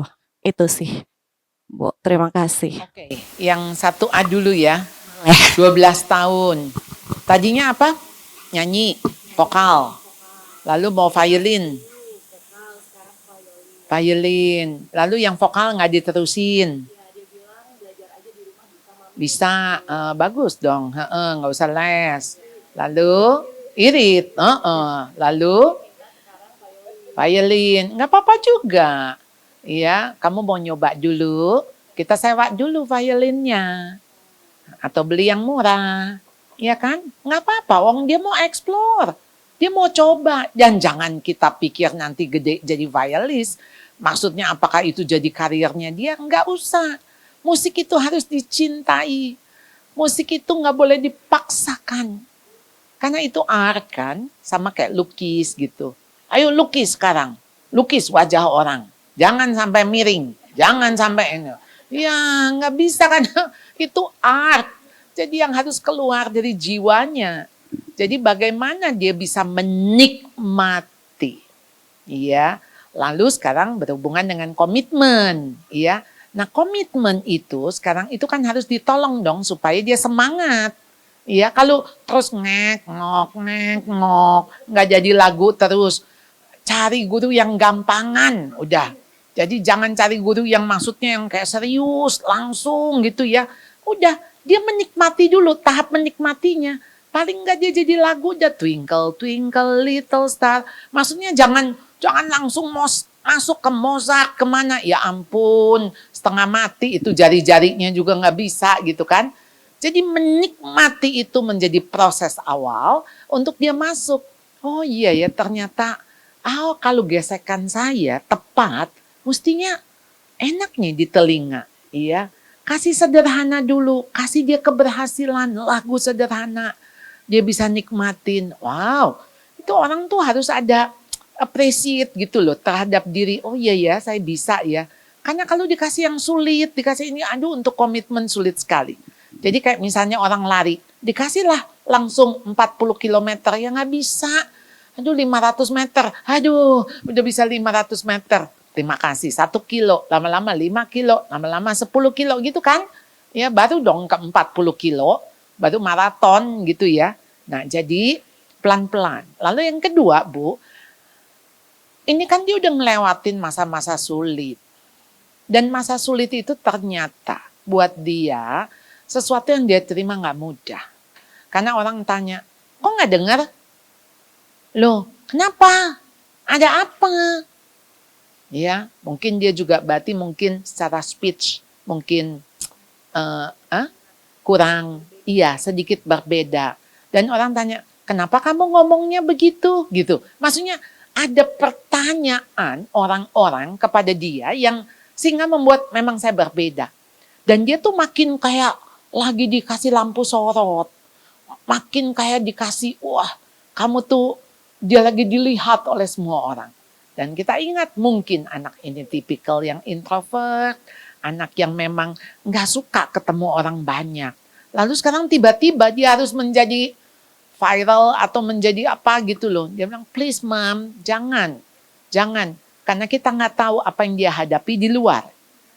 Iya, jadi entah itu kontrak itu ibu mesti tanya, apakah harus melibatkan anak saya atau testimoni dari saya aja misalnya. Ataukah memang apa, sehingga maksudnya dia juga nggak berasa lagi dijual. Iya, nggak berasa lagi dimanfaatkan, nggak berasa lagi dieksploitasi. Jadi, ayo Bu, karena anak ini menanggung itu aja udah nggak mudah. Maksudnya dia harus mengalami pertanyaan orang, komentar orang, atau temennya, atau ada ejekan maybe, yang ketika temennya, dia nih, ini nih gitu ya. Budak nih, budak dikit misalnya. Lalu kemudian setelah itu ada tertawa. Wah sesuatu yang buat dia burden banget ya. Jadi kita mesti jalan mendampingi dia. Ya, kita mesti ada di samping dia. Dan dia kasih space. Ya, ini apalagi udah remaja ya, kan remaja kita lihat faktor apa, identity versus confusion. Nanti dia bilang, kenapa Tuhan kasih saya ini? Wah, dia bisa menjerit, datang ke sama Tuhan. Apa salah saya? Why me Lord? Ya, wah kalau udah dia struggling begitu kita, ayo Bu, rasanya mesti agak mundur dikit kali. Iya, karena dia harus yakin bahwa sebetulnya kita jauh lebih mengasihi dia daripada project itu. Project itu Bu, ya walaupun nilainya besar, tapi ya kita harus misalnya minta minta pause dulu atau apa gitu sambil kita meneguhkan dia. Karena itu nggak mudah untuk mengatakan, oh ya kisah kamu ini untuk memberkati orang loh, kisah kamu ini untuk menolong orang loh. Iya, prosesnya dia harus lewatin dulu. Kalau dia udah lewat, dia akan dengan mudah, dia akan speech, dia akan sharing, dan dia bilang, Bapak Ibu lihat saya seperti normal. Tapi sebetulnya saya memakai, tapi waktu dia ngomong begitu mah udah ringan, udah lancar. Tapi kan mesti sampai ke sananya tuh mesti diteguhkan. Iya, diteguhkan dulu identitinya. Ya. Oke? Ada lagi? Iya, dapat. Iya, silakan. Cek. Baik, terima kasih. Sebelumnya saya Mama Shaina dari nursery class. Di sini saya ingin bertanya, Bu. Kadang sebagai ibu baru saya merasa takut atau merasa bingung. Apakah saya sudah mendidik anak terlalu keras atau terlalu lembek? Nah, bagaimana cara menyeimbangkan antara kasih sayang dan ketegasan dalam mendidik anak di masa periode emas tumbuh kembang mereka? Terima kasih. Iya. Kita punya anak, kita nggak otomatis bisa jadi orang tua. Jadi having children dengan being mother itu dua hal berbeda. Jadi ada orang bisa punya anak tapi nggak bisa jadi orang tua. Jadi menjadi orang tua adalah sesuatu yang disengaja, maksudnya being parents. Itu sesuatu yang harus diintensi, jadi memang harus direncanakan, harus dipelajari gitu ya. Jadi itu bukan sesuatu yang akan otomatis kamu punya sense begitu ya sebagai ibu. Tentu Tuhan kasih kita ya ada semacam kayak keibuan gitu. Kita makanya dikasih 9 bulan, ada proses tuh 9 bulan. Kan kita nggak dikasih hamil 2 minggu tahu-tahu jadi anak ya. 9 bulan tuh proses yang untuk kita berjuang sampai kita wah ini baby jadi kita susui dan sebagainya, itu menjadi proses untuk kita being mother. Tetapi kita perlu belajar skill. Makanya kenapa saya membuka kelas parenting seminar. Jadi ibu harus baca buku. Harus. Lalu sekarang buku mana? Masalahnya gitu kan. Buku mana yang benar? Buku mana yang enggak benar? Nah dunia itu punya ratusan buku parenting ribuan dan mau parenting yang salah juga ada Bu. Iya, jadi kenapa ibu harus tumbuh di dalam komunitas? Jadi ibu jangan berjalan sendirian. Karena jalan sendirian tuh gampang kesasar, tersesat. Jadi komunitas yang ibu ada di situ sama-sama belajar, jadi akan ada encounter. Jadi ibu jadi bisa tahu nih kalau enggak lah anak gua manjain jadinya kayak gini gitu. Nah, jadi tuh komunitas itu adalah komunitas yang growing, yang bertumbuh. Anda grow up jadi orang tua, anak juga grow up jadi anak gitu. Ya, dan Anda belajar jadi orang tua lewat anak Anda. Jangan lewat anak tetangga. Anak tetangga mah begitu ya begitu. Siapa yang paling cocok jadi orang tuanya? Anda. Siapa yang paling cocok jadi anak Anda? Ya anak. Lihatnya dari mana? Lihatlah mata anak Anda. Pulang lihat ya. Sini nak, kita tatap-tatapan. Di mata anak ibu ada ibu. Jadi siapa yang paling cocok, paling tepat, dan paling bisa jadi ibunya, ya ibu. Tuhan udah kasih modal itu. Ya, jadi nggak usah takut. Tapi waktu berjalan, ibu harus dengan kerendahan hati belajar. Dan hati-hati dengan TikTok, dengan Reels. Karena kayak gentle parenting gitu.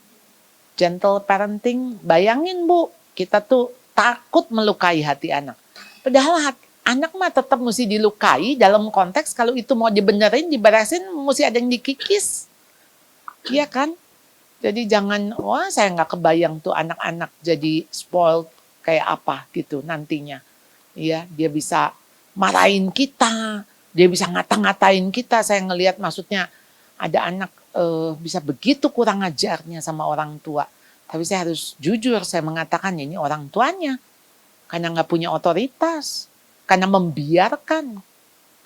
Kan dia nggak tiba-tiba kurang ajar. Iya kan? Kira-kira gitu ya Bu. Ya, jadi mesti ikut parenting. Ya, ini saya yang semangat ya Bu.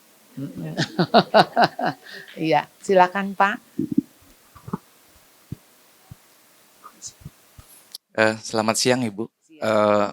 Nama saya Windu.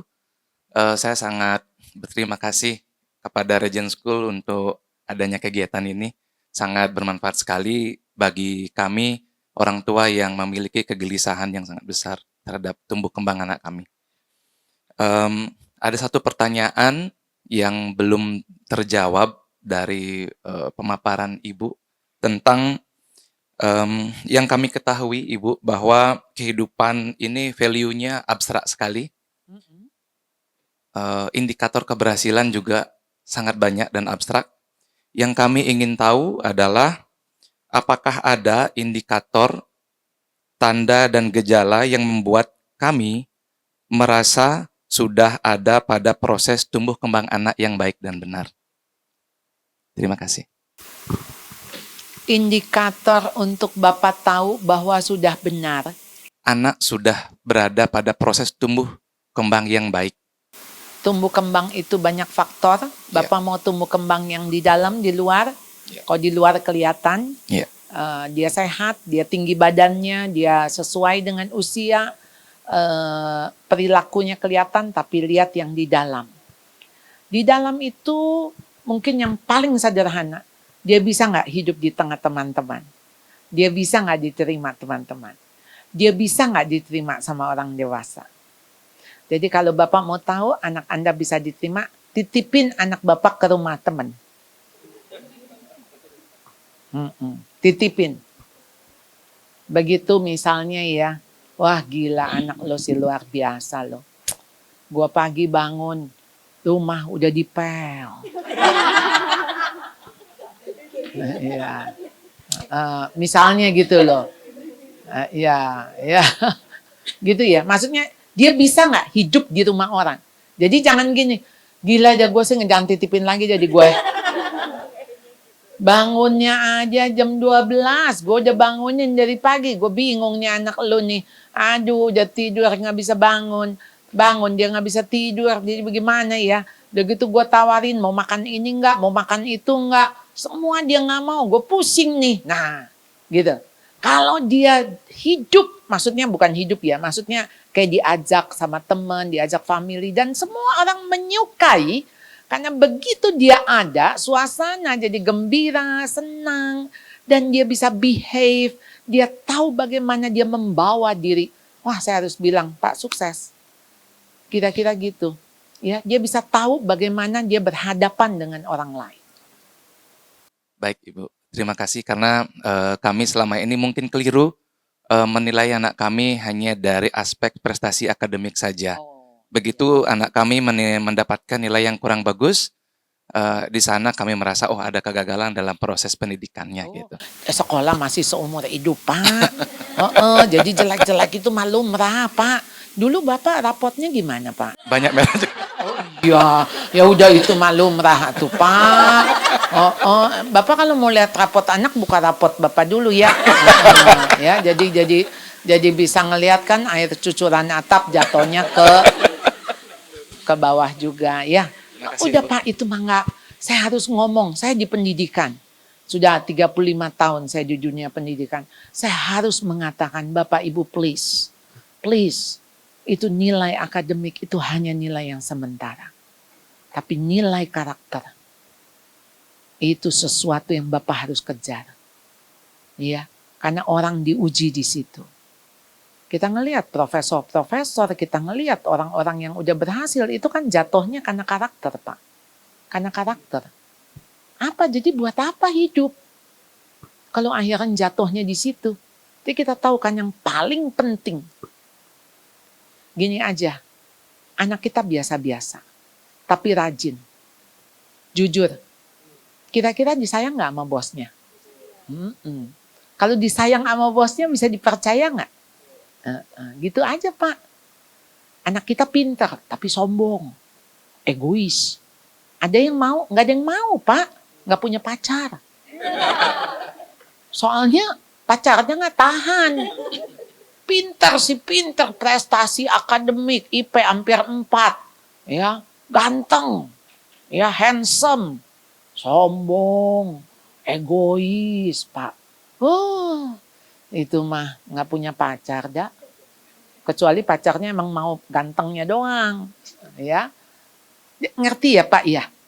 Jadi saya harus katakan bahwa bukan berarti akademis itu pisah sama karakter, no.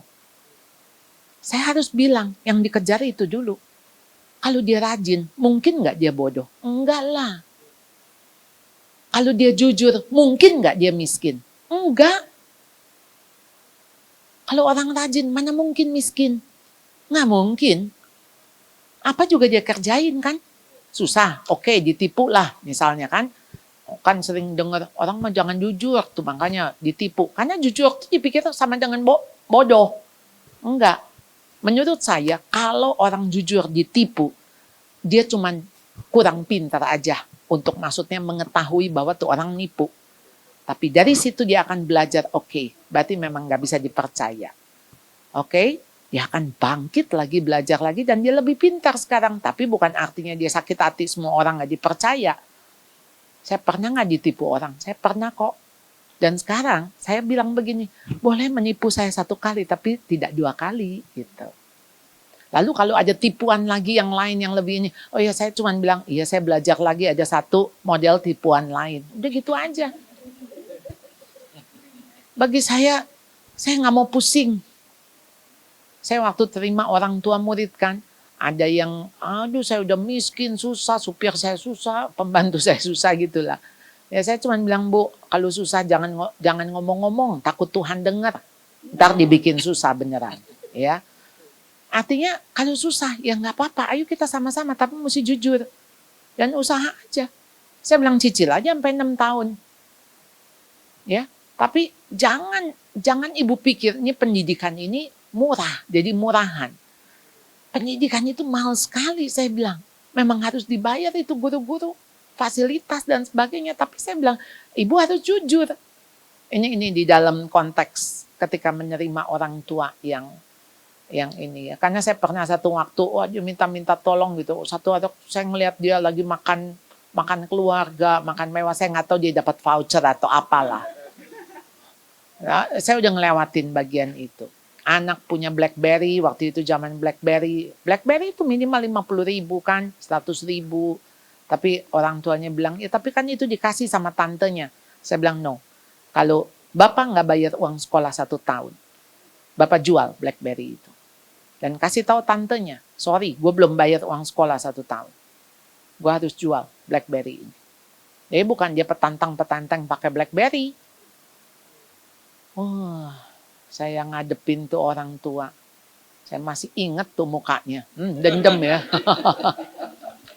Orang tua tuh ngomongnya sampai, ini sekolah maunya duit. Uang sekolah 1 tahun belum bayar, anak pakai BlackBerry. Saya cuman bilang nggak wise. Iya, tapi ya kejadian sampai sekarang ada yang ulang tahun 17 tahun katanya dipestain sama neneknya. Gitu kan, manggil-manggil, tapi uang sekolah belum bayar. Habis itu tinggal pindah ke Bali, nggak bayar. Saya cuma sedih aja, maksud saya orang tua sedang menabur satu karakter yang buruk, dan satu hari orang tua itu akan menuai karakter buruk itu. Bagi saya orang tua nggak bayar uang sekolah, ya sudah, mau diapain. Tapi ketika dia menabur karakter yang buruk, itu akan seumur hidup tuh anak hidup dalam tipuan. Maksudnya gampang sekali untuk manipulate ya. Serem kan ya? Manipulate ya. Serem nggak sih? Aduh, saya mah serem. Jadi ya itu Pak ya. Selamat berjuang untuk menumbuhkan good character pada diri anak ya. Terima kasih Ibu. Ya. Ya, terakhir ya.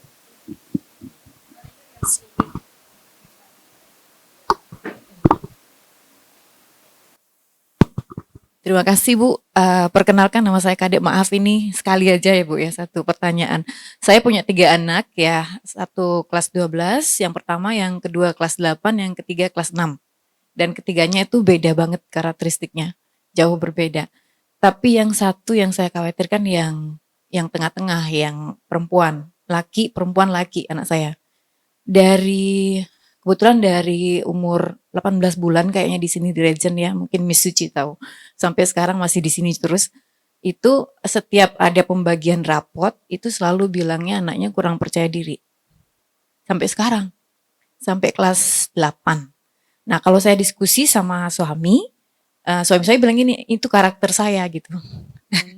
Sepertinya nggak ada solusi ya. Gimana sih caranya supaya anak itu bisa berubah jadi lebih percaya diri? Karena setiap pembagian rapot teachernya selalu bilang anaknya nggak percaya diri padahal bisa gitu. Gimana menurut Ibu ya caranya? Iya. Bu, sebetulnya ini kan 3 anak ya, selalu dengan konteks 3 anak. Ini middle child, ya. Kalau 3-3-nya sama, misalnya perempuan semua, laki semua, kemungkinan memang ini menjadi tidak percaya diri. Karena si sulung tetap sulung, si bungsu tetap bungsu. Dan ini 2 ini tuh yang positioningnya udah nggak bisa diubah lah. Jadi si tengah ini nih yang disebut middle child syndrome, anak kejepit dan sebagainya. Jadi biasanya tumbuh seperti itu. Nah, bagaimana ketika 2 ini laki, 1 perempuan? Biasanya yang perempuan itu menonjol. Justru yang lakinya. Ini berbeda menjadi kalau ini 2 perempuan, tengahnya laki. Biasanya 2 perempuan ini akan menjadi strong, lalu yang lakinya yang dilindungi. Karena kan laki satu-satunya. Nah, oke. Tapi kan saya nggak ngerti nih, pola ibu membesarkan sampai dia kelas 8. Karena kan nggak mungkin dari 1,5 tahun minder, Bu. Enggak. Minder atau inferior itu nggak percaya diri itu biasanya mulai dari SD. SD gitu ya. Nah, coba saya mulai masuk dari ini, Bu. Karena self-confidence itu sangat dipengaruhi oleh self-esteem. Self-esteem dipengaruhi oleh self-image. Self-image dipengaruhi oleh self-acceptance. Jadi coba ibu-ibu ngeliat ya. Nah, jadi ketika anak itu diterima, dia pasti nerima dirinya. Kalau dia udah nerima dirinya, dia akan punya gambar diri yang positif. Gambar diri itu akan meningkatkan harga diri dia. Harga diri itu akan meningkatkan kepercayaan diri. Gitu tuh. Ini teori urutan-urutannya. Sehingga apa yang terjadi, self-acceptance-nya rendah. Kan kita mau lihat self-confidence-nya rendah, berarti self-esteem-nya rendah, self-image-nya negatif, gitu kan Bu? Jadi ada nggak? Coba Ibu korek di situ tuh. Apakah dia diharapkan sebagai anak laki-laki? Apakah karena dia perempuan satu-satunya nih, yang mestinya kan yang punya rok dia, yang boleh pakai lipstik dia, yang sepatunya boleh macem-macem dia, yang boleh beli pita dia. Maksudnya secara special one gitu. Kan si anak perempuan ini nih, yang dia tinggal lihat kakaknya sama adiknya, lu gak punya kan? Ya, gue bisa dandan, bisa ini gitu. Dari mana tuh? Apakah perbandingan? Ya, maksudnya kamu gak kayak kakakmu. Muncullah ini si adik, karena kelihatannya 8 sama 2 kan agak deket tuh. Kan si kakak kelas 8, si adik kelas 6 ya.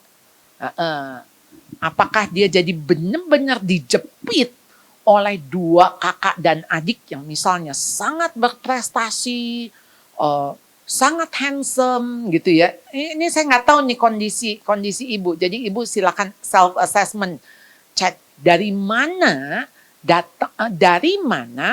sumber ketidakterimaan diri dia. Sehingga yang tadi ibu bilang, padahal mampu. Berarti dia tidak punya keberanian, dia tidak punya misalnya dia menimbang dirinya dengan tepat. Maksudnya kan kalau dia mampu kan dia bisa lakukan.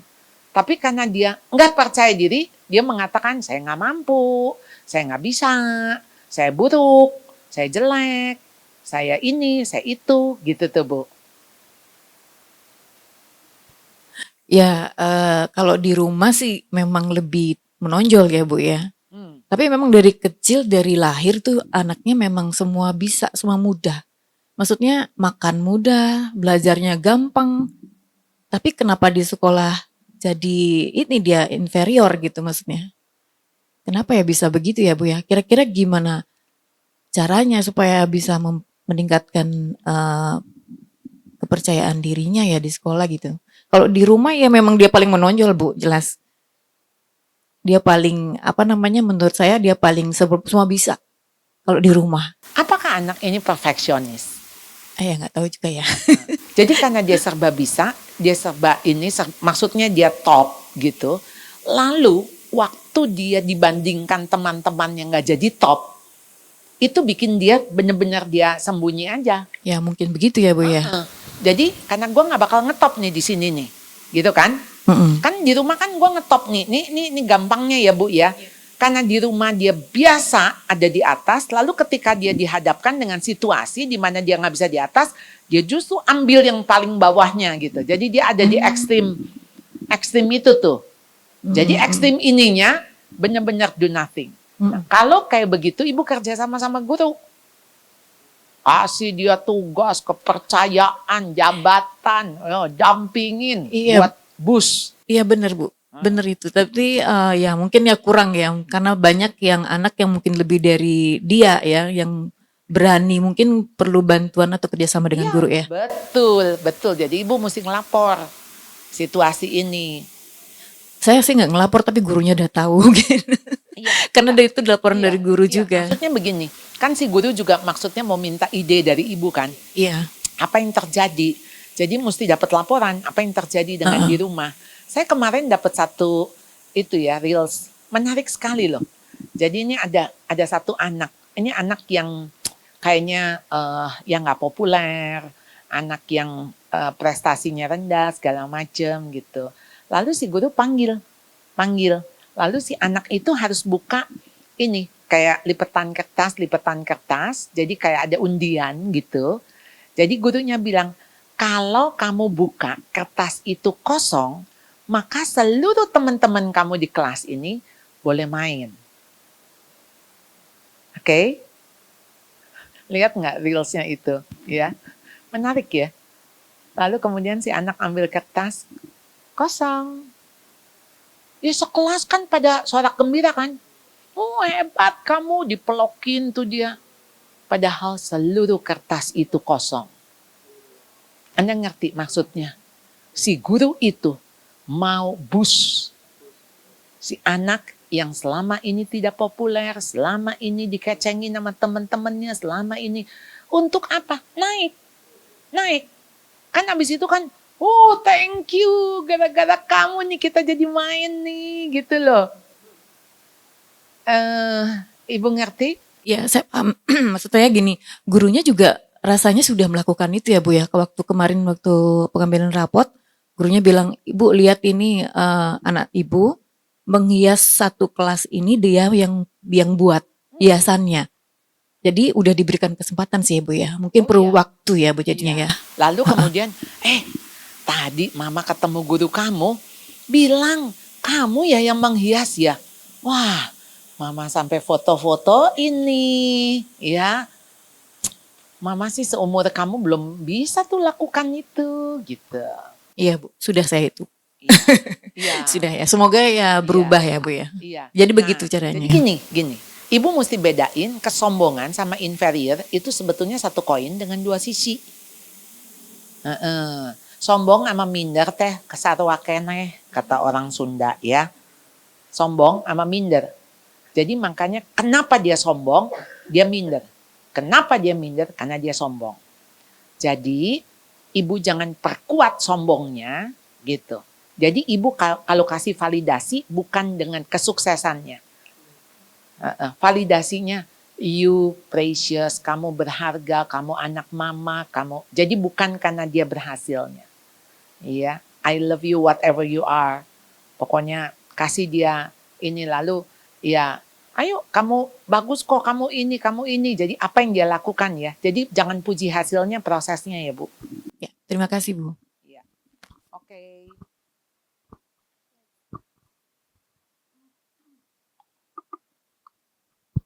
Oke, baik. Terima kasih banyak atas pertanyaan yang sangat baik ya, dan terima kasih juga kepada Ibu Charlotte atas penjelasan yang begitu menambah wawasan, begitu menginspirasi ya. Iya, ternyata memang nggak mudah ya Bapak dan Ibu untuk menjadi seorang orang tua. Kayak tadi kan Bu Charlotte bilang tidak ada sekolah untuk menjadi orang tua, tapi ada ilmu parenting, ada buku dan lain-lain. Jadi ya marilah kita belajar bersama-sama ya untuk menjadi orang tua yang baik, yang fearless juga, tapi jangan juga takut untuk membuat kesalahan karena kan mistake is a proof that we are trying seperti itu. Jadi ya kita belajar bersama, mungkin nanti pulang Bapak dan Ibu mau bikin komunitas parenting bareng tentang pembahasan Bu Charlotte hari ini, itu juga boleh kayak gitu ya, biar Bapak-bapak dan Ibu juga merasa bahwa nggak sendirian. Ya, kita semua di sini di prosesnya, trust the process, dan terima kasih juga sudah datang ke sini karena berarti Ibu dan Bapak adalah orang tua yang sangat sungguh luar biasa karena mau terus belajar. Iya. Baik, sebagai ungkapan terima kasih, kami mengundang Miss Christiana sebagai perwakilan dari sekolah untuk memberikan apresiasi kepada Ibu Charlotte.